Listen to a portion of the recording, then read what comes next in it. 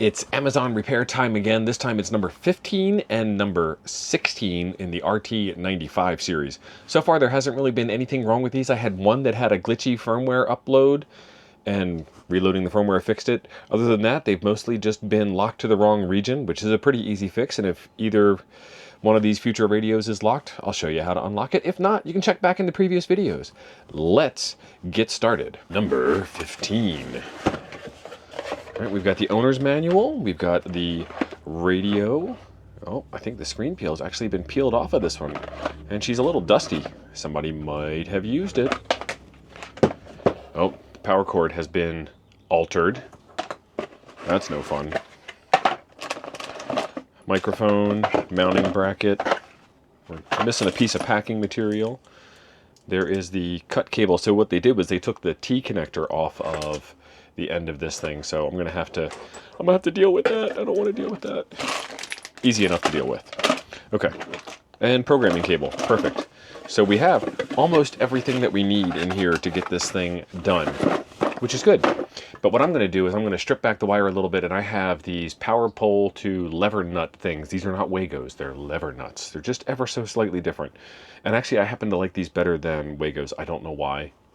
I'm not an electrician. I don't play one on TV. Oh, they didn't cut the T cord. Never mind.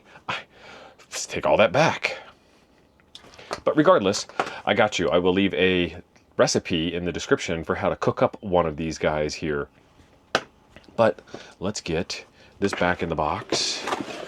And if you're going to cut off a cord, give yourself some length like this so you can do some stuff with it. I don't know why this guy cut it off, but he did. Probably very angry. Send it back right away. Tired of putting up with this crap. All right, I need dummy load, power meter, and go. Be right back. Dummy load. This one is a little bit of overkill. It's 100 watt. This is about a 20-25 watt radio. And then my power meter, I'm going to use the Shorecom SW102 because I feel like it. This is a pretty cool little case here that has all of the accessories that I need. But realistically, the main reason is that I can use like one less thing. I just put the dummy load right on the meter, like so. And then I can put this with a short coax jumper, like so, right behind the radio. And it'll give me the frequency that it is transmitting on, plus or minus atmospherics, plus or minus life, real world type stuff. And it'll tell me the power and it'll tell me the SWR, but it's a dummy load. The SWR doesn't terribly matter in this circumstance. And I can also keep the camera in this top-down view. Now we got it plugged in. Let's power it up. K2WRJ. If you're watching, thanks for sending this back and sending it in for us to play with. Let's turn on the power meter. I got to get the microphone back out. What we're going to do is test that this thing works with all of the buttons on the microphone and puts out some power and does the thing. So the microphone lights up like it is supposed to do. Let's take that beep menu, let's take that beep and turn it way down because that is annoying.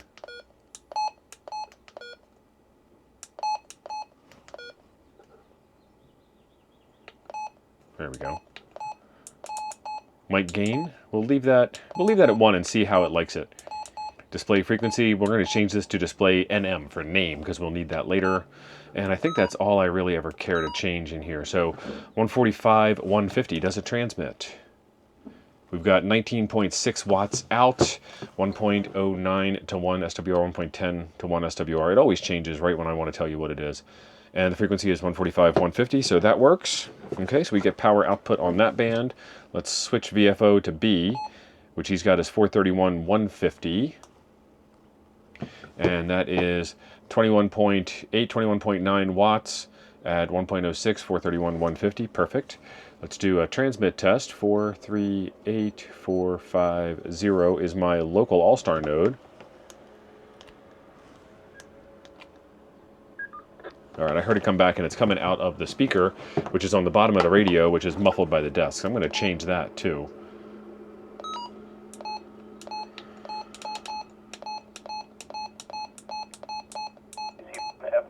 Testing. That's somebody else on All-Star. All right, so speaker onto handle now, and I did hear it come out of both. So let's do KM9G testing. and sometimes it doesn't respond. KM9G testing. Audio level is low. Low, and we're on mic gain 1.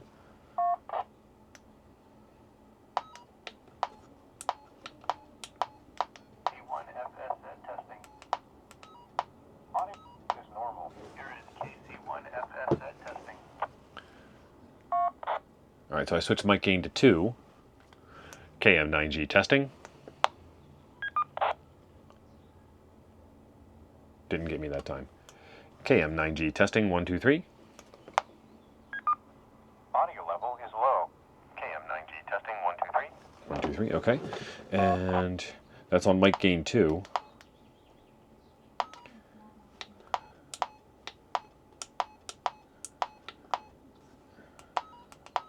And then this is on the highest mic gain setting. Now I have a little bit of a cold, and when I tested on my other radio, it was still telling me it was low. So if it tells me it's low, I'll show you on a different radio. I still think it's fine. KM9G testing, 1, 2, 3, 4.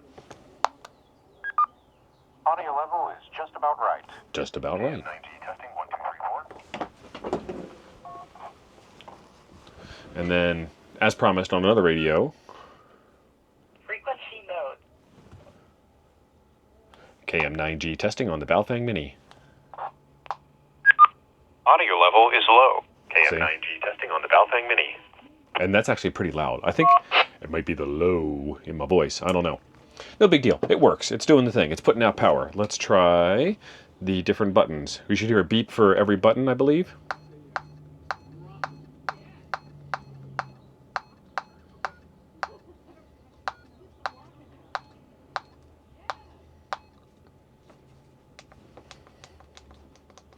All right, the up and down button don't beep because it was locked.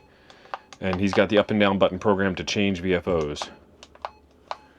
And that's working. So all the buttons work, the PTT works, the radio transmits, the radio receives. It puts out 20 watts worth of power on both bands. The last over was 23.2 watts on 70 centimeters. And the radio does typically put out a little higher on 70 than it does on 2 meters. So now we need to program it, because otherwise everything works fine. Before we head over to the programming desk, I want to talk a little bit about today's sponsor, because I need to keep the lights on around here. In addition to just getting old e-waste radios saved and back into the hands of useful consumers like you, there's also the constant problem of needing more and more computing horsepower to get the jobs done.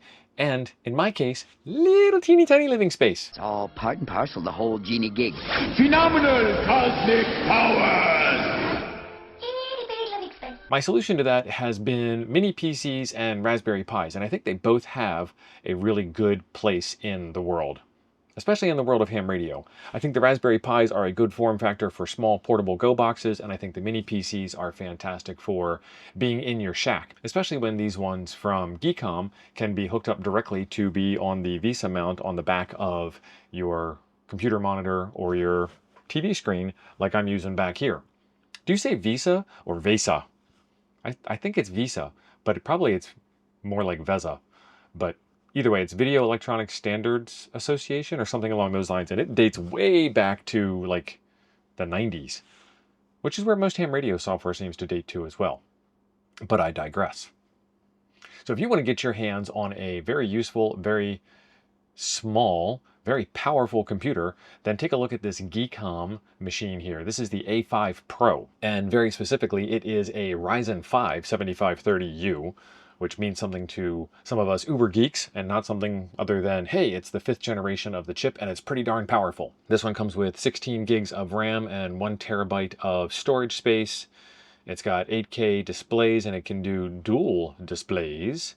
However, since it's got dual 8Ks or dual not 8Ks, that's actually 4 displays for you. I'll leave a link in the description down below. I'll also leave some coupon codes down there for you as well. And then you can go check out all the specs on this thing and see if they are the specs that you need. Or I've got a coupon for other versions of GEEKOM machines down there for you also. And you might be able to find one that's a little bit more affordable and less powerful and also suits your needs. Let's get over and get this radio programmed. All right, we are in the cramped RV shack and we're gonna run chirp on this guy here. And then I need my programming cable. Programming cable goes in place of the microphone. And then it will go into an available USB port. These are not terribly high speed, so it doesn't really matter if it's a 3 or a 2 port. New version is available. Please download it as soon as possible. I will do so. Radio, download from radio, USB serial controller, and this is Retevis RT95. Retevis in their naming convention. If I look at all of these Retevis radios here, it is impossible for me to tell which radio is which and which one it does, and yes, I accept the risk. So let's do OK to read from the radio, and it says PC mode, PC read, and it failed to download, and that might be because I started Chirp before I plugged in the radio. So let me try that again by closing Chirp out and running Chirp again. Then we do radio, download from radio, and let's do it again. PC read, and we're reading from the radio. So that was on me, and there's nothing programmed in the radio. Let's go into settings, and let's change the name over to Retevis. Retevis, I spelled it wrong. Okay, and then that's good. Let's come over here. Let's program in a frequency, and we will call it 2-meter calling, just to be different than before. Oops, actually I put that in the wrong spot. 146.52. The name goes in the name field. 2-meter calling. No tone, no nothing, no duplex. There's a power level setting way out there. FM power. Power is high, high power. It's a drop down. Okay, there we go. Now I can change it. All right, awesome. All right, and this is programming a radio on a Linux operating system on a little mini PC that's sitting right here attached to an old TV. So it's pretty easy to interoperate all of this stuff together. Let's get it uploaded and then we'll check the radio out. All right, as soon as this thing gets finished, it should reboot, and it's already set up to display name, but it might not be in frequency mode. Might not be in channel mode. Let's see. Got the front done. It is not in channel mode. Let's get this cable unplugged. Let's change it over to memory mode. 2-meter call. There we go. All right, there is another RT95 that passed the test for whatever reason. The previous ham didn't like this, and that's perfectly okay. They returned it, and that's perfectly okay, because that means that we get to ham it forward instead of throwing it into a junkyard. And if you would like to receive this radio, there will be a link in the description down below where you can get some more information about this one and all of the repaired radios and other things that come across the channel that I have available for sale. If you want to skip the whole repaired radio thing and just get yourself a brand new one with a warranty and all that sweet jazz, then I will also leave a link down there to Amazon where you can pick one of these up for a smoking deal. These are great radios just for getting things started. That not a whole lot of power, not a whole lot of price. That's why I like it. On your way down to check out the links below, also hit that subscribe button. I would greatly appreciate it. And if you feel like you like this video, hit like. And if you don't feel like hitting like, hit dislike. Either one works fine for me. And if you did like it, then you'll probably like this one over here too. Thanks for being awesome. I'll see you over there.